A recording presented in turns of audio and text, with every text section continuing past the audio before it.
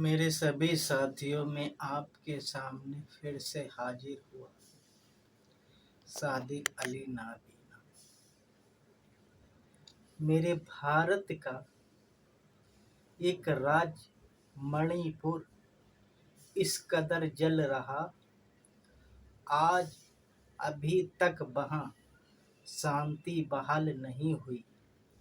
मोदी जी को बोलने के लिए विपक्ष के नेताओं ने संसद में बिल लाके सोचा ये बोलेंगे। बोले तो मगर इतना बोले कि कभी कोई सोच भी नहीं सकता। जो बातें की वो ऐसी की कि पूछ नहीं सकते। ये कोई प्रधानमंत्री की बातें नहीं थी। ऐसे लगता था कोई आवारा आदमी संसद में बोल रहा है। कहाँ की बातें कहाँ लाके छोड़ रहा है। बात मणिपुर की थी, पहुंच जाते पंडित लाल जवाहरलाल नेहरू पर,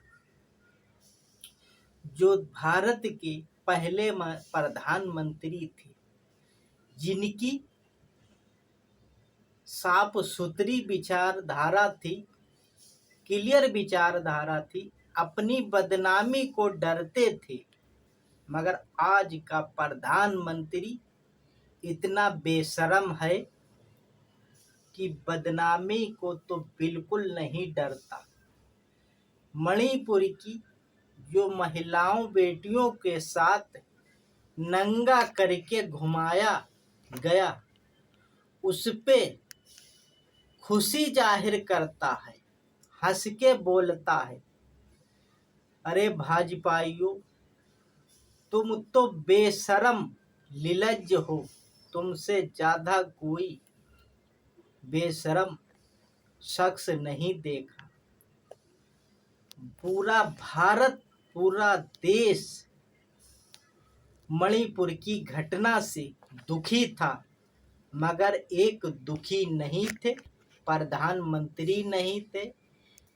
सत्ता पक्ष के लोग ऐसे इस घटना को समझ रहे जैसे ये घटना ही नहीं हुई। देश की जनता सब जान गई कि इन भाजपाइयों को किसी चीज की शर्म हया है ही नहीं।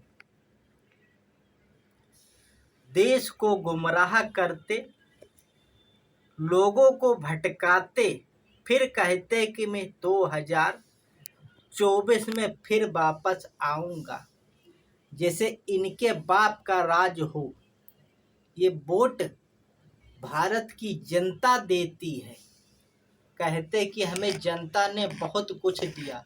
जनता ने दिया था, मगर फिर नेहरू, राजीव गांधी, इंदिरा गांधी पे क्यों पहुंच जाते हैं। 9 साल होने को है, अब तक तुम दोष पिछली सरकारों पे मढ़ते हो। ये शर्म की बात नहीं कि तुम तो बेशरम लोग हो, जो तुमको शर्म आए कहाँ से।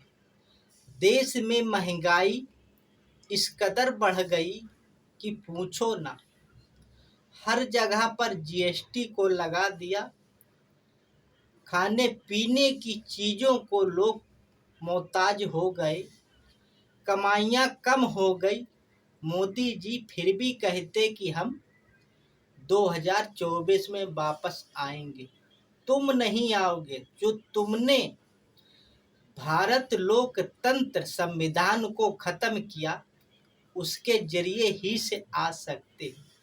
इसीलिए तुमने राज्यसभा में बिल लाए हो, जिससे हमारे सुप्रीम कोर्ट के जज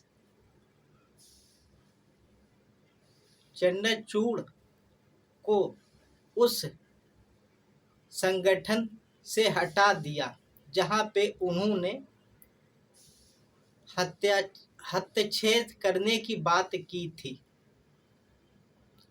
यही मोदी जी को सबसे बड़ी परेशानी है कि अगर जस्टिस चंद्रचूड़ होंगे तो हम 24 का चुनाव नहीं जीत पाएंगे। मैं तो कहता हूं मोदी जी कि आप एक बिल और लाओ कि भारत के सभी लोग, मुस्लिम, सिख, ईसाई, दलित, आदिवासी, जो भाजपा को वोट ना दें, उनको वोट देने से अधिकार उनका छीन लो। श्री मनुवादी आरएसएस को अधिकार रहे कि वो वोट कर सकें। कि भारत का तुमने लोकतंत्र संविधान तो खत्म कर दिया। तुम्हारी विचारधारा यही है कि देश को गुमराह करो, झूठ बोल बोल कर लोगों को, दिमाग को हैंग कर दो। तुम्हारे भक्त, अंधभक्त जो गली गलियों में घूमते हैं, वो यही गीत गाते रहे कि मोदी जी ने बहुत अच्छा कर दिया। मगर हम उन अंधी आंखों से देखता हूं 2014 से कि जितना मोदी जी ने भारत के साथ गड़बड़ घोटाला किया, लोकतंत्र संविधान की हत्या की, इतने कोई भी इससे पहले प्रधानमंत्री आए उन्होंने नहीं किया और ना कोई करेगा। कि देश की संपत्ति सबकी होती है, मगर तुम्हारे नाकारापन के चलते तुमने गौतम अडानी के हाथों में सौंप दिया, लोगों के हाथों से रोजगार छीन लिया, नौकरियां खत्म कर दी। ये देश की जनता सब जानती है। अभी खामोश है, 2024 आने दो। तुम्हें जब लाठी लेके ना भगाए तो बात कहना ढील देंगे। वो लाठी ये वाली लाठी नहीं होगी, वो संविधान की लाठी होगी। जब तुम्हारे ऊपर संविधान की लाठी बजेगी, जब तुम्हारी अकल दुरुस्त आएगी, तुम भागते घूमोगे, मुंह छुपाते घूमोगे। संविधान में, लोकतंत्र में वो ताकत है। तुम गोलबर के बताए हुए रास्ते पे चल रहे हो, आरएसएस की विचारधारा वाले लोग हो। तुम भारत का क्या भला करोगे? श्री मनुवादी के अलावा किसी का भला नहीं करोगे। देश को भुखमरी महंगाई की आग में तुमने झोंक दिया। दंगाइयों को तुमने जमीन पर उतार दिया। हर जगह आग तुमने ही लगा दी। राहुल गांधी सच कहता है कि हर जगह पर मोदी जी ने ही केरोसिन फेंक दी है। एक चिंगारी की जरूरत है। अभी तक मणिपुर जल रहा था, हरियाणा, उत्तर प्रदेश, दिल्ली भी जलेगी। ये सब तुम्हारे ही कारनामे की वजह से है। देश की जनता इस बात को समझती है कि हम सब एकजुट होकर मुकाबला करेंगे। वो वक्त आने दो। गिन गिन के ना बदला लिया जाए मोदी जी। जनता तुमसे इतनी परेशान हो चुकी है कि महंगाई, बेरोजगारी, जो बेचारे गरीब मजदूरों ने अपने बच्चों को भूखे रह के पढ़ाया था, उनके बच्चों को नौकरियां नहीं मिल पा रही। ये भी तुम्हारी ही वजह से। काश हमारी बदकिस्मती ये है कि 2014 में मैंने गलती से, जनता ने आपको चुन लिया था। जनता ही ने चुना, जनता ही तुमको भगाएगी। तुम्हारा नाम लेबा ना रहेगा। जो तुम देश के साथ गद्दारी कर रहे हो, देश में गड़बड़ घोटाला कर रहे हो, गौतम अडानी की सारी संपत्ति सौंपते चले जा रहे हो, ये सब हिसाब देना पड़ेगा। बस थोड़े दिनों की बात है। कुछ न कुछ रास्ता जरूर निकलेगा। जब ऊपर वाले की लाठी चलती है तो उसके आगे हर कोई भागता है। उसके यहाँ देर है अंधेर नहीं। तुम कितना भी अत्याचार कर लो, रावण से ज्यादा अत्याचार नहीं कर पाओगे। जब रावण का राज ना रहा तो प्रधानमंत्री जी मोदी जी आपका भी अत्याचार नहीं रहेगा।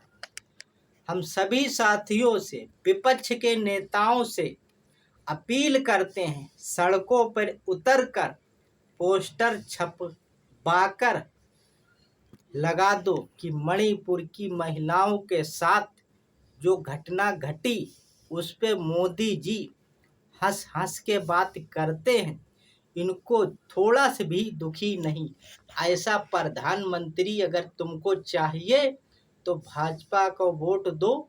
अगर अच्छा भारत के साथ हमदर्दी दिखाने वाला प्रधानमंत्री चाहिए तो अन्य पार्टियों को वोट दो। देश को, संविधान को बचाना है तो अन्य पार्टियों को वोट दो। अगर संविधान लोकतंत्र खत्म करना है तो भाजपाइयों को वोट दो। इस तरीके से पोस्टर छपवाना है, हर चौक चौराहे पर लगा देना है। डरना बिल्कुल नहीं। अगर डर गए तो समझो मर गए। ये देश के गद्दार हैं, अंग्रेजों की गुलामी करने वाले हैं, आरएसएस की विचारधारा वाले लोग हैं, बाबा साहेब के खुले दुश्मन हैं, भारत के संविधान लोकतंत्र को नहीं मानते, महात्मा गांधी के हत्यारे, नाथूराम गोडसे के पुजारी। सभी साथियों से अपील करता हूं कि हर गली, हर चौक चौराहे पर इनकी नाकामी का पोस्टर चिपका दो। यही मेरी सभी साथियों से अपील है। जय हिंद।